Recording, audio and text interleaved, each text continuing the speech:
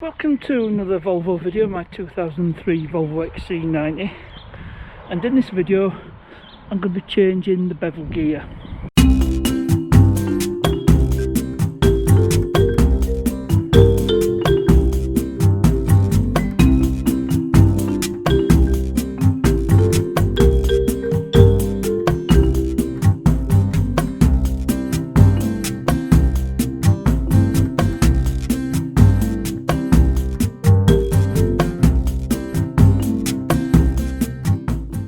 So the reason I'm changing my bevel gear will soon become obvious. I need to get under here, and this problem actually started when I was doing the track runs for the MOT, so I'll just get a bit of light on the situation.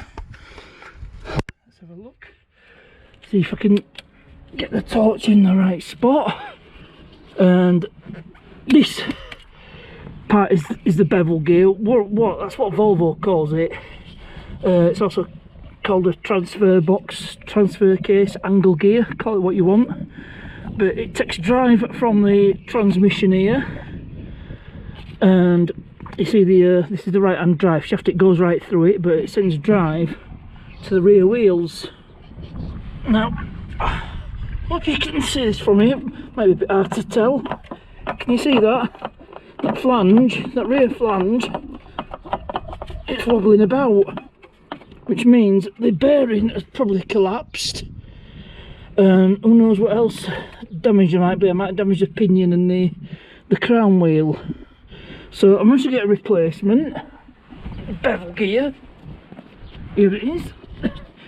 Found a second-hand one on eBay, which is a lot cheaper than new, and Volvo were quoting over £1,700. So this is the part in question, and as you can see, the rear flange, it's in a lot better shape, so it's just a matter of unbolting the bolts at the prop shaft, and there's 1, 2, 3, 4, 5 bolts to undo, and it comes out. But obviously it's not as simple as that, and I'll show you what I need to do. As I said earlier on, the right hand drive shaft, if you can see it there, it goes right through the bevel gear and into the transmission, so that drive shaft has got to come out. Obviously I need to undo the bolts for the prop shaft. That's 6mm Allen bolts. I've already taken them out because I was trying to see if the nut on the flange had come undone, but I don't think that's the case. And this pipe needs to be moved out that way so I can get to the bolts. This oil cooler, that could be moved aside, that gives me a bit more room. There's also this intermediate bearing clamp that has to be undone to get the drive shaft out. So what I'll do is I'll get cracking on. I'll have to get this front right wheel off, and then free off the drive shaft. Pretty much the same as when I did ABS ring, I had to get the drive shaft out, so I'll do that off camera. So to get the drive shaft out, I need to undo these knuckle to strut bolts. The head's 18mm and the nuts down there, they're 21mm. So I managed to whiz them off with the impact. So next thing I'm going to do is to take this drive shaft bolt out. That's 14mm. So get set up and buzz it out with the impact.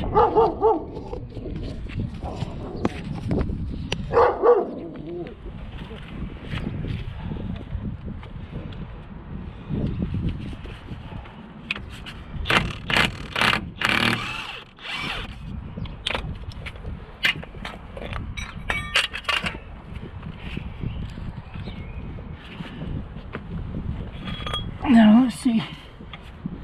Oh yes, that's definitely free. I've managed to push the drive shaft back, so that's one thing less to worry about. So I just need to knock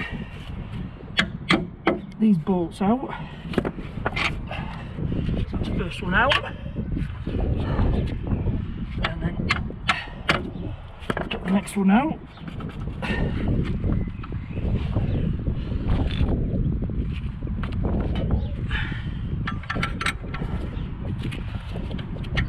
said and done.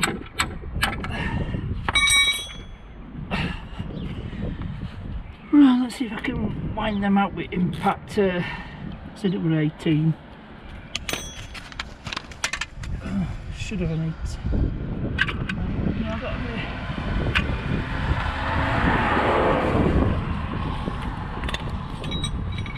just try and wind it out with a spanner.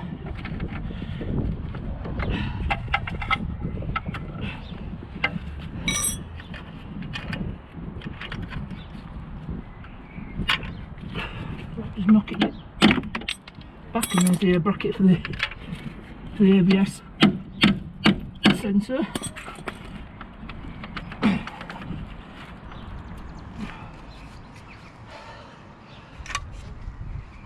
Let's see, I'll try and knock it out with drive shaft bolt.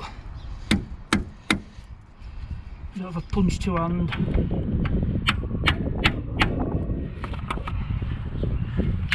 Oh, that doesn't want to play.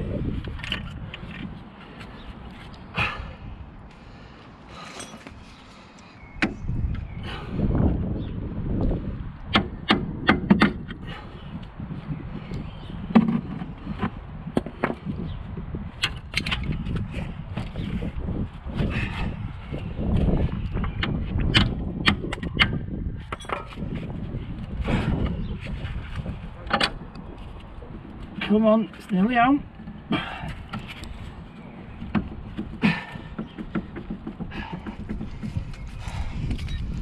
Close.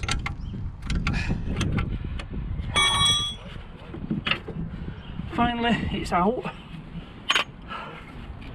So I can separate that, and I should be able to pull this TV joint out of the drive shaft.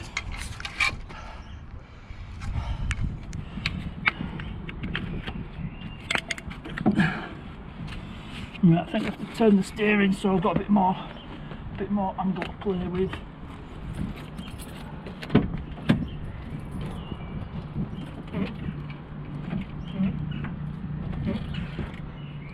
There we go, that should give me a bit more room to play with.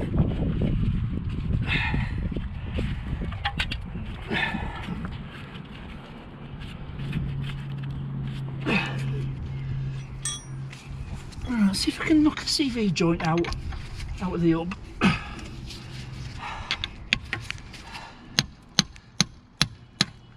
There we go, I've managed to liberate the CV joint from the hub. So I just need to undo the bolts that hold the intermediate bearing in, and then the old CV joint should come out. Well, not CV joint, the old drive shaft should come out. So next I need to get this clamp off for the CV, just immediate. It's like an intermediate bearing, so it's just a couple of 12mm bolts. So can't get in with impact, but my 3/8 ratchet will do the job.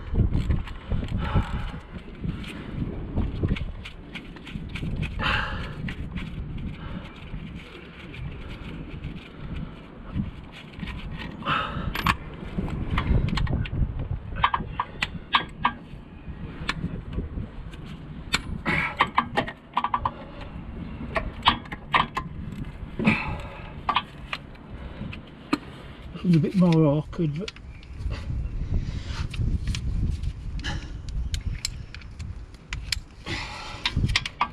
the 3/8 ratchet and the deep 12mm socket will help. Right, I can get it the rest of the way by hand.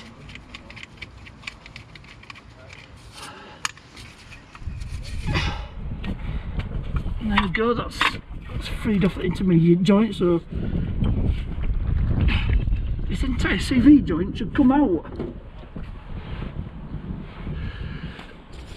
So I'll just put you in a different spot. Let's see if this drive shaft comes out.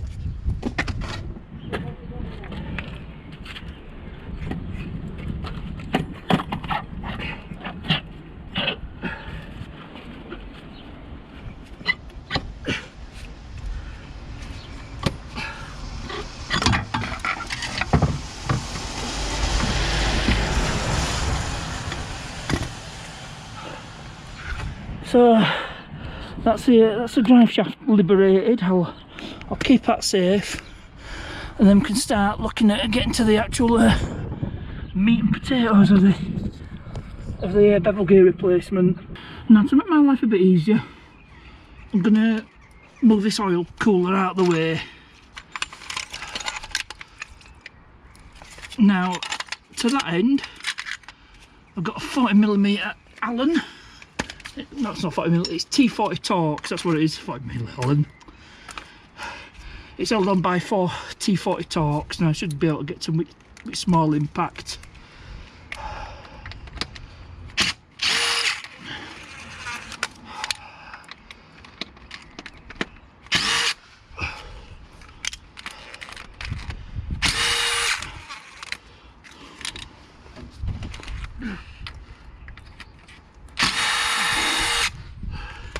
Now the Haynes recommends that this... Oh, no. Oh dear.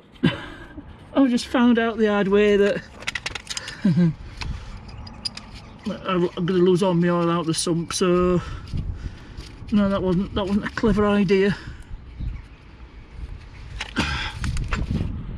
So, before I lose too much oil.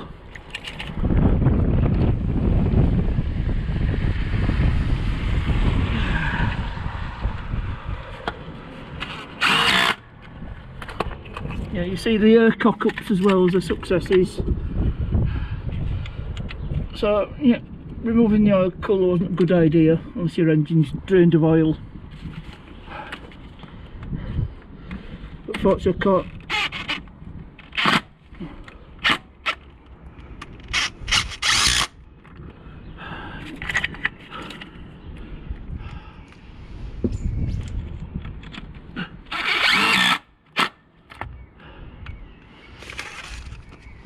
So do not remove your oil cooler.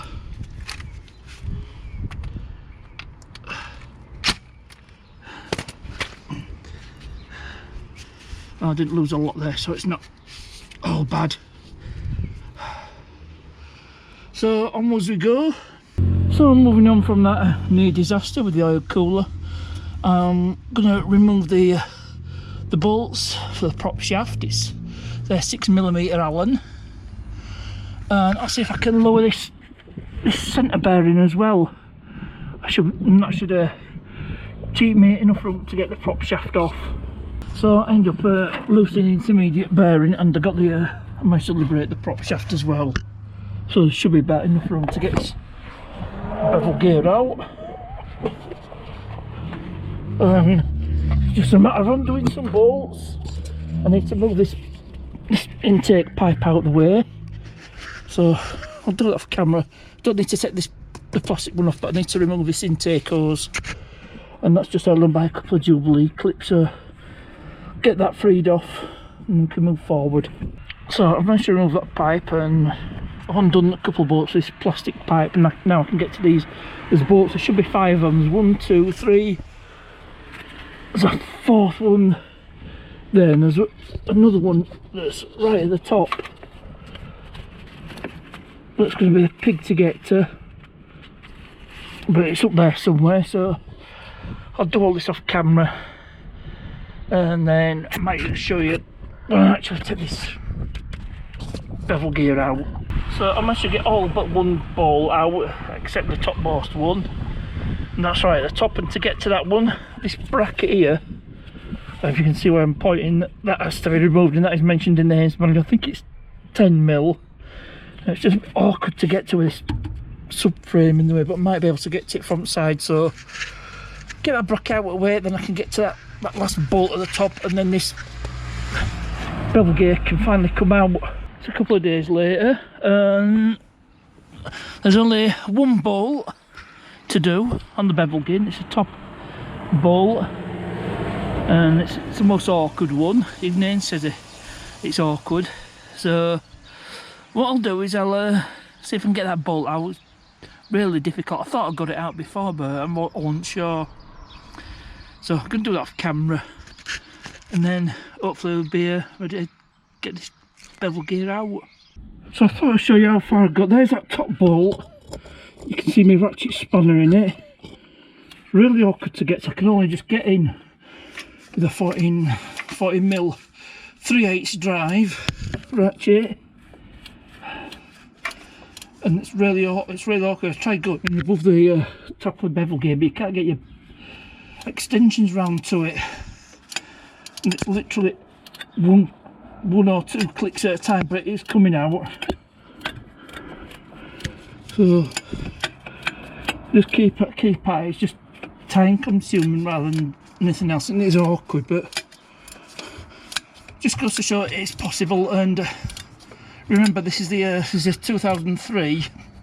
It's got a 2.4 D5 engine with the Acing 5-speed automatic transmission, so your bevel gear could vary depending on your configuration, because there's different transmissions available, and I think later ones are different. But the early ones, they were superseded several times, because when I spoke to Volvo dealer, it said it had been superseded a few times. Anyway, I'll carry on. Once we've got this bolt out, it'll come out, and I'll bring you along for that moment. So I finally got that last bolt out. It was a bit awkward, but in the last few threads I had to use a normal ring spanner. But this bevel gear should come out now, so here we go. Do or die. Just need to and you need to watch the that coolant pipe on the oil cooler. So it's a bit of a turn it around.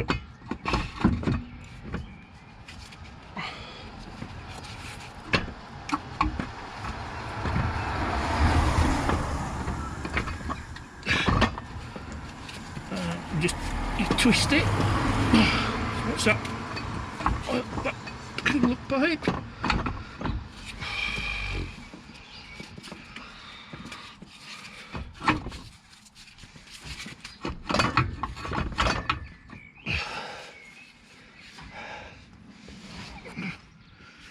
Really awkward, but it should come out if I twist it enough. Says just watch that pipe there, though.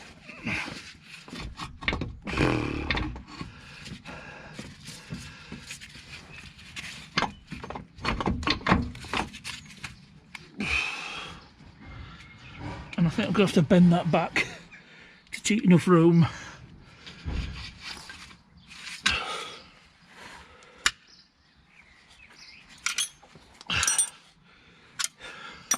Because we've got that problem, I had to bend this tab back.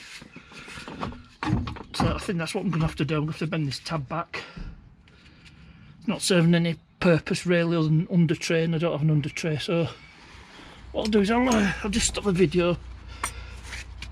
I'll get this tab bent back.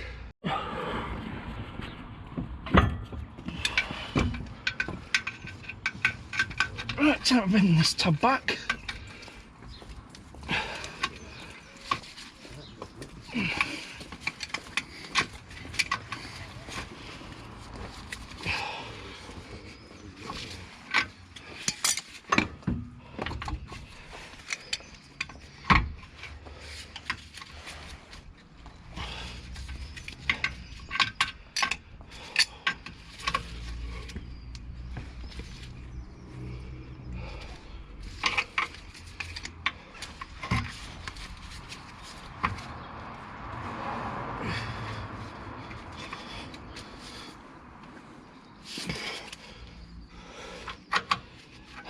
Let's see if that shoots me enough room to get this bevel gear out.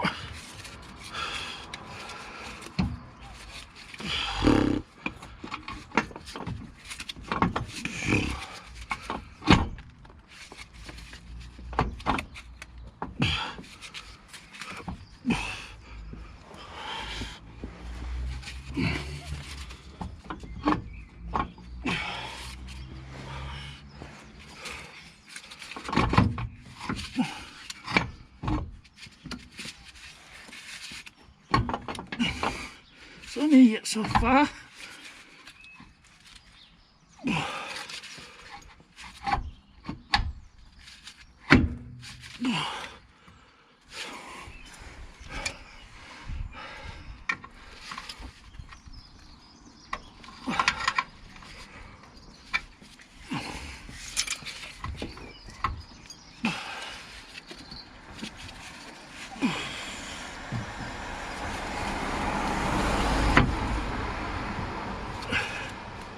really tight. That's what she said.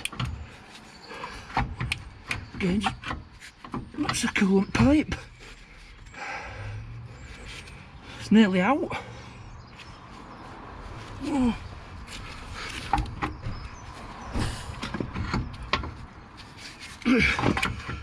So near yet so far. I think it's coming out. Yep, nearly out.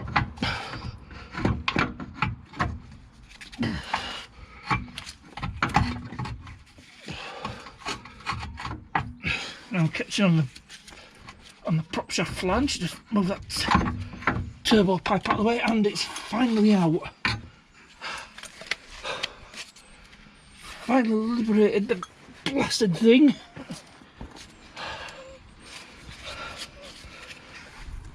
And I'll just bring you round, and you can see that's what the problem was. I might just dissect that later on. So get the replacement out and we'll compare them side by side.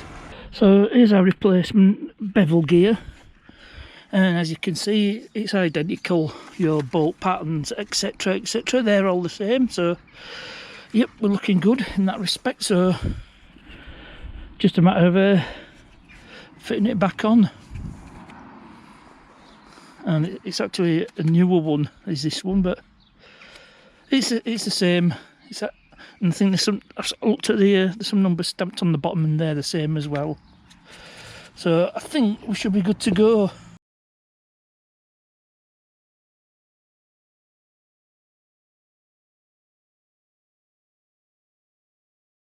Well, I'm here at my local Argos. I had to collect a little something.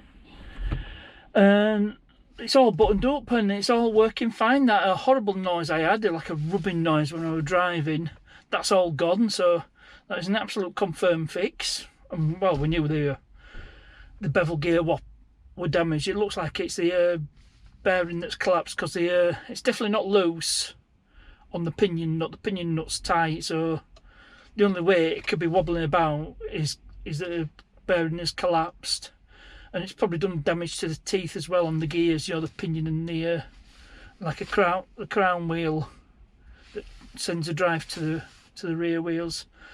Anyway, enough of my waffling on. I'm going to end this video here. I'm not going to bother dissecting the old bevel gear.